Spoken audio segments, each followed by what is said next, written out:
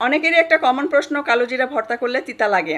আজকে কালো জিরা ভর্তায় এমন একটা ইনগ্রেডিয়েন্ট অ্যাড করে দিব যাতে করে কালো জিরা ভর্তা করলে তিতা লাগবে না, টোটালি তিতা লাগবে না, সেই সাথে খেতে হবে দুর্দান্ত। এখানে সরি শুটকি নিয়েছি, এটা অপশনাল, হাতের কাছে থাকলে দিবেন, না হলে এটা স্কিপ করবেন। নেড়েচেড়ে ভেজে নিয়েছি, তারপর পানি দিয়েছি, ঢাকনা দিয়ে ঢেকে এটাকে 4-5 মিনিট সিদ্ধ করে নিব যাতে করে সফট হয়ে যায়। যখন মোটামুটি ঠান্ডা হয়ে গেছে কাঁটাগুলো বেছে নিয়েছি। এর ভেতরের পুরোপুরি সব কাঁটাগুলোই ফেলে আমি খুব সুন্দর করে বেছে নিয়েছি। খুব ইজি এটা এবং খুব সহজেই করা যায়। কাটা বাছা হয়ে গেছে। কালো জিরা প্রথমে খুব সুন্দর করে ধুয়ে স্ট্রেনারে উঠিয়ে নিয়েছি, তারপর কাপড়ের উপরে বিছিয়ে দিয়েছিলাম, বাতাসের নিচে রেখে দিয়েছি, মোটামুটি পানি শুকিয়ে গেছে। এটাকে নেড়েচেড়ে ভেজে নেব। কালো জিরা যেন কোনো ক্রমে পুড়ে না যায়, পুড়ে গেলে কিন্তু তিতা লাগবে খেতে, তাই কেয়ারফুলি ভেজে নিতে হবে। যখন মোটামুটি ঠান্ডা হয়ে গেছে তখন গ্রাইন্ডারে দিয়ে গুঁড়া করে নেব।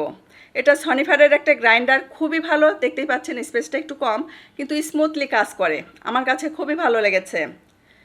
যারা নেবেন অবশ্যই আমার নতুন পেজ জিন্নাত ফেরদৌস কালেকশনে নক দিতে পারেন। খুব সুন্দর করে এটাকে গুঁড়া করে নিয়েছি।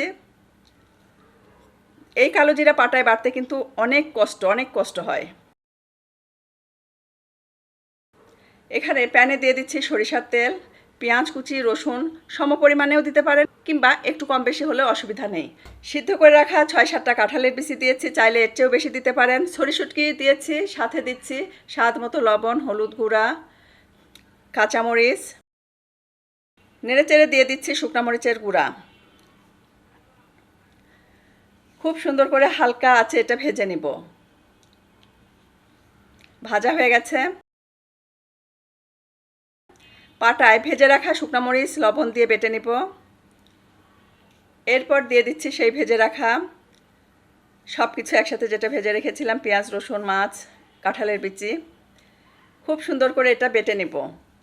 এই শুটকি মাছটা পেঁয়াজ রসুনের সাথে না ভেজে পেঁয়াজ রসুন ভাজার পরে দিবেন, তাহলে কিন্তু ভর্তা মাখালে এই মাছটা, শুটকি মাছটা সফট থাকবে। বাটাবাটি শেষ।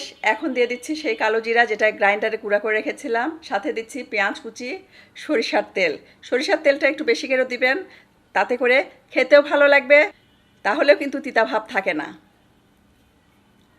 এখানে 3টা ইনগ্রেডিয়েন্ট অ্যাড হয়েছে বেশি করে, যেটা পেঁয়াজ, রসুন, কাঁঠালের বিচি। এই 3টার কারণেই কিন্তু তিতা ভাবটা থাকবে না।